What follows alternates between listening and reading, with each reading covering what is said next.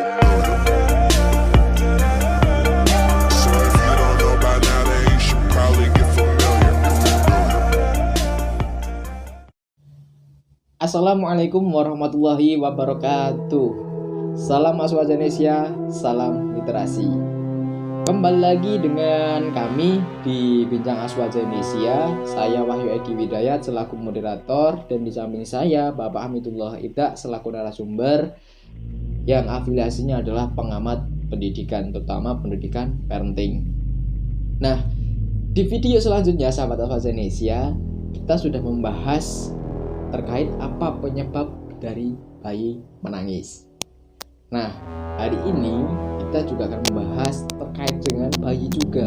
Tapi apakah bayi menangis itu diganggu setan atau tidak? Nah, kita akan bahas dengan beliau Bapak Hamidullah Ibda. Nah, ini bagaimana Pak terkait dengan bayi yang menangis? Apakah itu selalu diganggu setan atau bagaimana Pak ini? Karena ketika kita berbicara masalah setan yang di situ notabene adalah metafisik atau tak kasat mata, tentunya setiap orang tua juga tidak mengetahui penyebab-penyebab bayi menangis itu. Namun ketika kita kaitkan dengan video sebelumnya, itu juga ada penyebab fisiknya. Namun yang menjadi tanda kutip di sini itu adalah tadi, apakah selalu bayi menangis itu diganggu setan?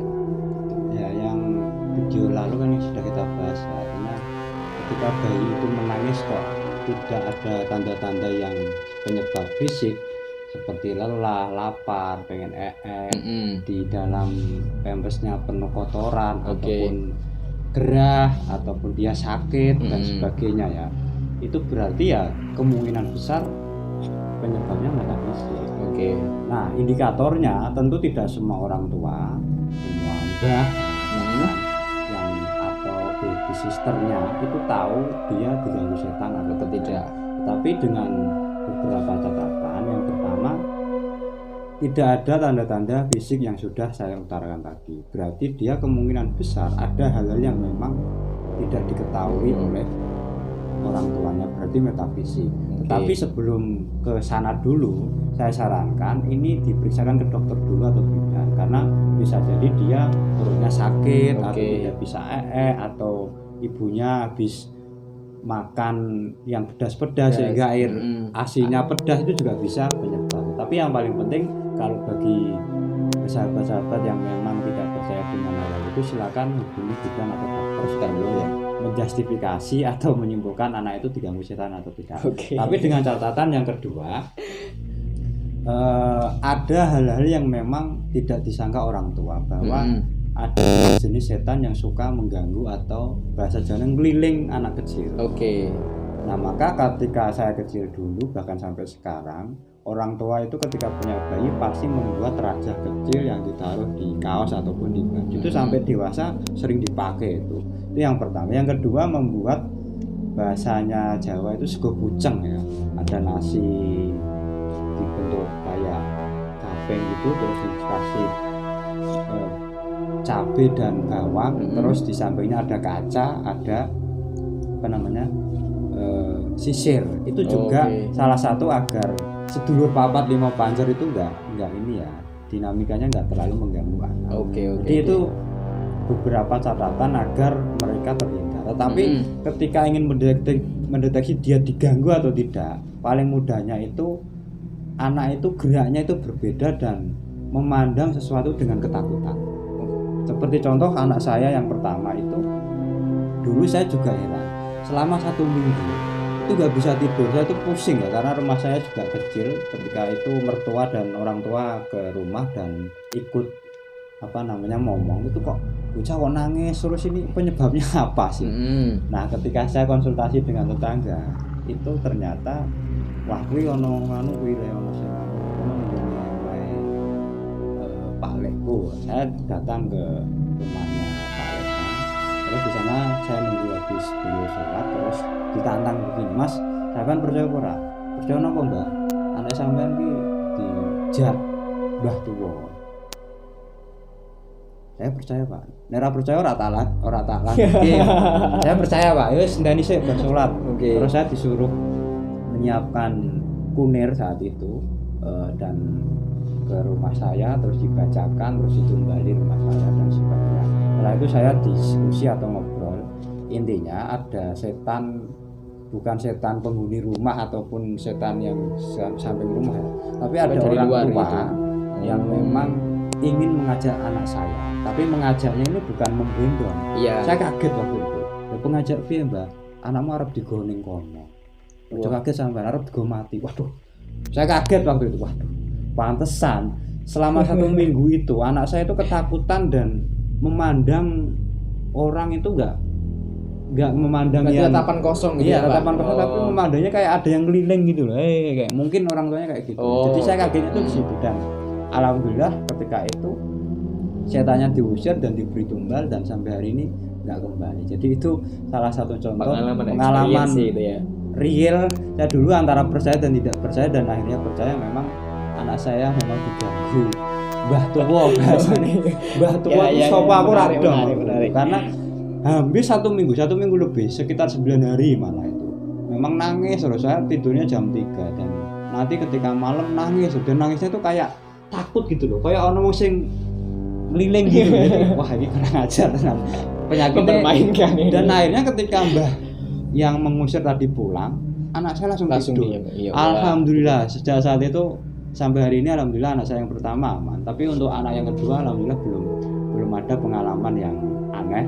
Cuman mungkin anak saya yang kedua karena pengen lagi tuh enggak Pak ini. lahirnya Jumat Kliwon mungkin juga agak karena tidurnya juga malam. Jadi itu ya contoh pengalaman ya empirik diganggu setan atau tidak. Ciri-cirinya seperti itu. Tapi yang berikutnya, ketika tidak diganggu setan atau tidak, jangan sekali-kali membuat bekas apapun yang habis dipakai anak ke tempat sembarangan. Terutama kalau di kota sih nggak ada masalah ya, sudah rame perkotaan.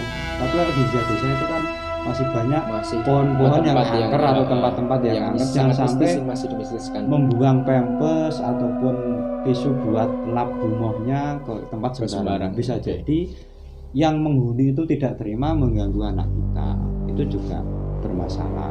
Kemudian jangan sampai membakar bekas pempes ataupun tisu-tisu anak yang memang itu juga berbahaya bagi anak. Selanjutnya kalau pengen lebih aman ya kita tetap berdoa, sholat, membaca Al-Quran, dan yang paling penting ketika surup itu, kalau orang Jawa kan surup ojo keluyuran itu juga ada benar. Iya. Ketika surup itu anak jangan dikeluarkan. Pokoknya mau surup mau adzan, ya kalau mau buka puasa ini, kalau mau buka puasa sekitar ketika mau adzan ya surup, wayahe srengenge mau tenggelam itu usahakan ya, anak di dalam sunset gitu ya. Dan yang paling penting lagi, ini juga pengalaman, jangan sampai kenteran ya, atau apa itu Pak bahasa kenteran itu ya baju-baju anak yang dijemur, jemuran. Jemuran itu jangan di luar. Ketika sudah mau maghrib ya usahakan langsung dimasukkan semua itu ya. Itu juga bisa berpengaruh terhadap keamanan bayi kita. Jadi itu beberapa pengalaman saya yang mungkin silakan dipercaya atau tidak, tapi itu pengalaman saya dan saya ceritakan di sini karena bisa jadi anak kita itu karena masih suci, dia melihat sesuatu yang tidak bisa kita lihat, makanya kita harus waspada karena yang namanya anak itu kan lebih peka, lebih detail daripada kita orang tua yang sudah banyak.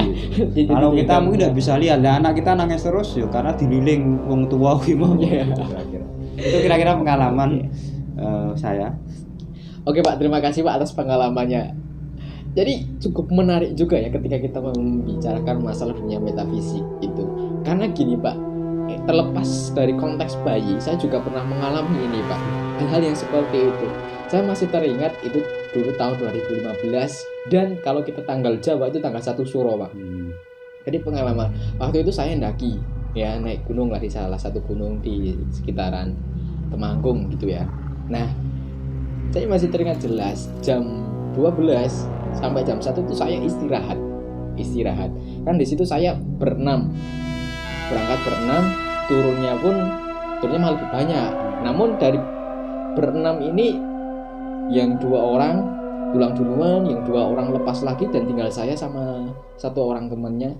Nah jam 12 waktu azan duhur itu kita istirahat di salah satu tempat sampai jam 1 kita turun. Nah ini yang cukup menarik, mengejutkan bagi saya Pak.